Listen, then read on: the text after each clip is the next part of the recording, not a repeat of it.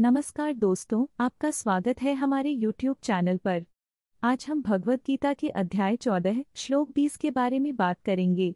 इस श्लोक में जो गहन शिक्षाएं हैं वे हमें अपने जीवन में संतुलन और शांति पाने में मदद करती हैं।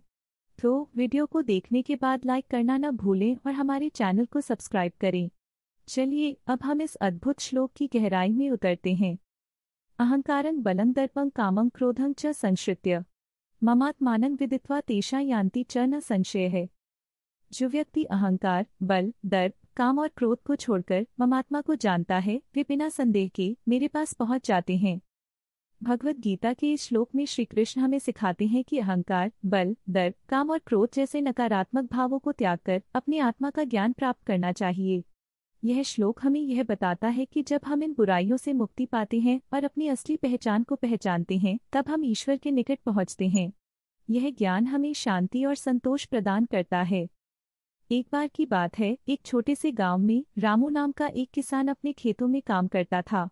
रामू बहुत मेहनती और ईमानदार था, लेकिन उसकी एक कमी थी, उसका अहंकार।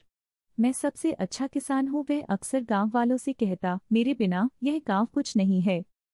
गांव में एक और किसान था जिसका नाम श्याम था। श्याम भी मेहनती था, लेकिन वह हमेशा विनम्रता से काम करता था। एक दिन गांव में सूखा पड़ा। सभी किसान परेशान हो गए। रामू ने कहा, मैं तो सबसे बड़ा किसान हूँ, मुझे तो कोई समस्या नहीं होगी। लेकिन रामू के खेत में फसल सूखने लगी। उसने मेहनत की, लेकिन उसके अहंकार ने उसे सही निर्णय लेने से रोक दिया। वहीं श्याम ने अपने पास की छोटी नहर से पानी लाने का प्रयास किया। उसने गांव वालों से कहा, आओ हम सब मिलकर काम करें ताकि हम सबकी फसल बच सके। गांव वाले श्याम की बात सुनकर उसकी मदद करने लगे। सभी ने मिलकर पानी लाया और फसल को बचा लिया।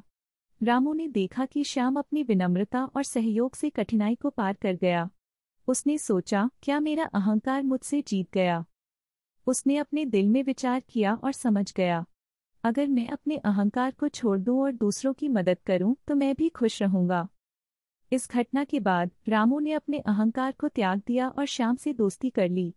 वह जान गया कि खुद को जानने और आत्मा की पहचान करने से ही सच्ची खुशी मिलती है। तो दोस्तों, इस कहानी से हमें यह सीख मिलती है कि अहंकार और नकारात्मक भावों को छोड़कर हमें अपनी आत्मा का ज्ञान प्राप्त करना चाहिए। अगर आपको हमारी कहानी पसंद आई हो तो कृपया लाइक करें और हमारे चैनल को सब्सक्राइब करें। हम ऐसे ही और भी रोचक वीडियो लाते रहेंगे।